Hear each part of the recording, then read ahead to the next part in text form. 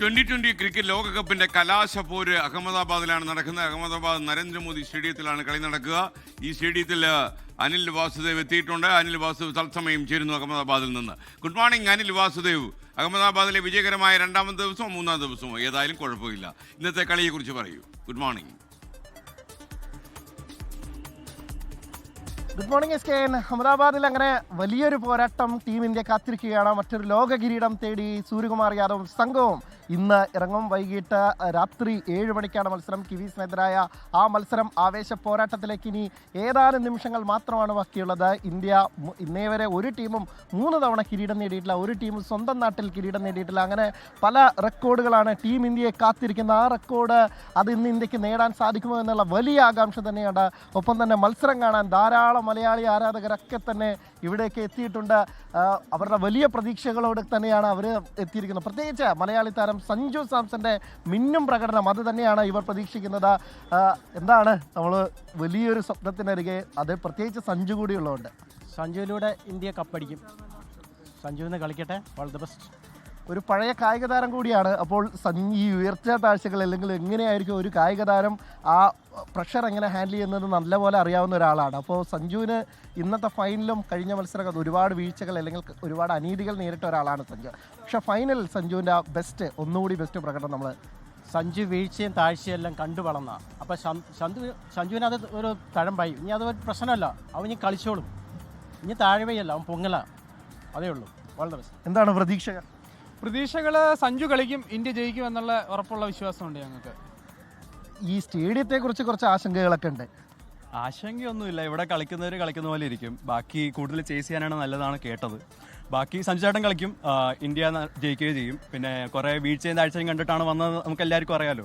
അപ്പോൾ അതുപോലെ തന്നെ ഇപ്പോൾ ഭയങ്കര വിമർശനമായിരുന്നു സഞ്ജു ചേട്ടന് എതിരായിട്ട്. കളിക്കുന്നില്ല, സഞ്ജു ചേട്ടൻ ഔട്ട് ഓഫ് ഫോമാണ്. പക്ഷേ ഇപ്പോൾ കിട്ടിയ ചാൻസ് മുതലാക്കി സഞ്ജു ചേട്ടൻ നല്ലൊരു കളി കളിച്ച് ഒരു ഇന്ത്യക്ക് ഒരു ലക്കി ചാമായിട്ടാണ് തിരിഞ്ഞിരിക്കുന്നത്. അതിൽ ഭയങ്കര സന്തോഷമുണ്ട് ഒരു മലയാളി എന്ന രീതിക്ക്. പിന്നെ all the best to India team and Sanju ചേട്ടൻ. Thank you. ഇന്ത്യക്ക് ചിയറൊന്നുമില്ലേ നിങ്ങളുടെ ഭാഗത്ത് നിന്ന്? ഒന്ന് ആഞ്ഞു വിളിച്ചോ.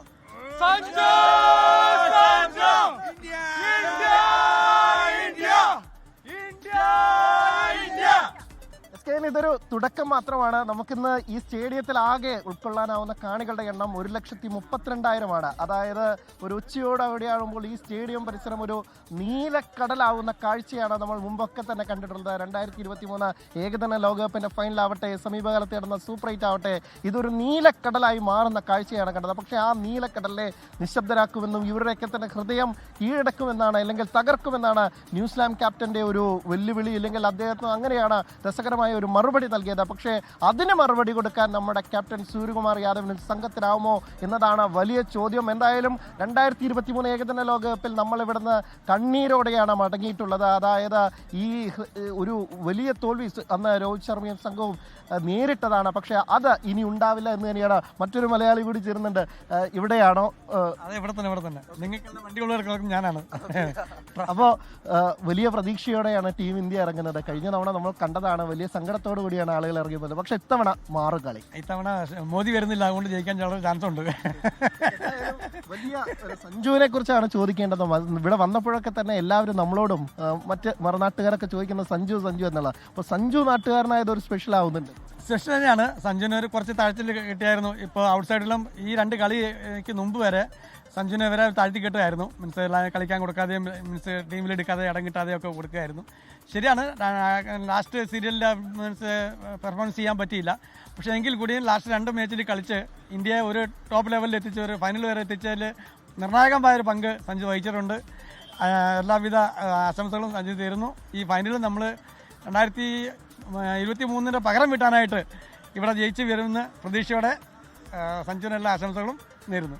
ഈ SKN ഈ ക്രിക്കറ്റ് എന്ന് പറയുന്നതോ അല്ലെങ്കിൽ ഈ കളിക്കളങ്ങളൊക്കെ തന്നെ ഒരു ചില അന്ധവിശ്വാസങ്ങളും കൂടിയാണ് മുന്നോട്ട് നയിക്കുന്നത്. ഒരുപക്ഷെ ഈ അഹമ്മദാബാദ് നരേന്ദ്രമോദി സ്റ്റേഡിയത്തിൽ ഇന്ത്യ കളിച്ചിട്ടുള്ള 2 പ്രധാനപ്പെട്ട മത്സരങ്ങളിലും തോറ്റു എന്ന വലിയൊരു ആശങ്കയാണ് പലപ്പോഴും ആരാധകർ ഉന്നയിക്കുന്നത്, സമൂഹ മാധ്യമങ്ങളിലൊക്കെ തന്നെ ഉന്നയിക്കുന്നത്. ഇതിനോടനുബന്ധിച്ച് അത് ടീമിനുമില്ല എന്ന് പറഞ്ഞാൽ തെറ്റില്ല. കാരണം കഴിഞ്ഞ തവണ 2023 ഇന്ത്യ ഇവിടെ കളിക്കാൻ വന്നപ്പോൾ അന്ന് ഉപയോഗിച്ചിരുന്ന ടീം ഹോട്ടലോ ഡ്രസ്സിംഗ് റൂമോ അല്ല ഇത്തവണ ഉപയോഗിക്കുന്നതെന്നുള്ള ഒരു റിപ്പോർട്ടുകൾ പുറത്തു വരുന്നു. ഒപ്പം തന്നെ കഴിഞ്ഞ തവണ ഇവിടെ വന്ന് സൂപ്പർ 8 വന്ന് തോറ്റപ്പോൾ താമസിച്ചപ്പോഴും ഇതേ ഹോട്ടലിൽ താമസിച്ചപ്പോൾ അതൊക്കെ തന്നെ മാറ്റി പിടിച്ചുകൊണ്ട് ഇത്തവണ ഫ്രഷായി പുതിയ കാര്യങ്ങൾ പരീക്ഷിക്കുകയാണ്. അതിലൂടെ ലക്ക് വരുമെന്നാണ് ടീമടക്കം വിശ്വസിക്കുന്നത് എന്നുള്ള റിപ്പോർട്ടുകൾ പുറത്തു വരുന്നു. ഒപ്പം തന്നെ എപ്പോഴൊക്കെ ഇന്ത്യ ലോകകപ്പ് നേടിയിട്ടുണ്ടോ അപ്പോൾ ടീമിൽ ഒരു മലയാളി ഉണ്ടായിരുന്ന ഒരു ചരിത്രമുണ്ട്. സുനിൽ വത്സനിൽ തുടങ്ങി, പിന്നീട് ശ്രീശാന്തിൽ തുടങ്ങി. കഴിഞ്ഞ തവണ സഞ്ജു ടീമിലുണ്ടായിരുന്നു, കളിക്കാൻ അവസരം കിട്ടിയില്ലെങ്കിൽ പോലും നമ്മൾ അന്ന് കിരീടം നേടിയപ്പോൾ. അപ്പോൾ സഞ്ജുവിലൂടെ ഭാഗ്യം, അഹമ്മദാബാദിലെ ഈ സ്റ്റേഡിയത്തിലെ ആ നിർഭാഗ്യം മാറി സഞ്ജു ഭാഗ്യം കൊണ്ടുവരുമെന്ന് തന്നെയാണ് പലരും വിശ്വസിക്കുന്നത്. അതിനപ്പുറം സഞ്ജുവിൻ്റെ ഒരു വലിയ പ്രകടനം, സഞ്ജു ടൂർണമെന്റിന്റെ താരമായി മാറുമെന്ന് നമുക്ക് പ്രതീക്ഷിക്കാം. കഴിഞ്ഞ 2 മത്സരങ്ങളിലെ സഞ്ജു അർദ്ധ സെഞ്ചുറി നേടി. ഈ മത്സരത്തിൽ കൂടി മിന്നും പ്രകടനം നടത്തി സഞ്ജു നമ്മുടെ ഭാഗ്യതാരമാവുമെന്ന് നമുക്ക് കരുതാം. SK ലോകത്തെവിടെയായാലും ഏത് സമയത്തും 24 വാർത്തകളും ഓഗ്മെന്റഡ് റിയാലിറ്റി പാക്കേജുകളും എക്സ്പ്ലെയിനറുകളും വിശദമായി കാണാൻ ഞങ്ങളുടെ യൂട്യൂബ് ചാനൽ നിങ്ങൾക്ക് സബ്സ്ക്രൈബ് ചെയ്യാം.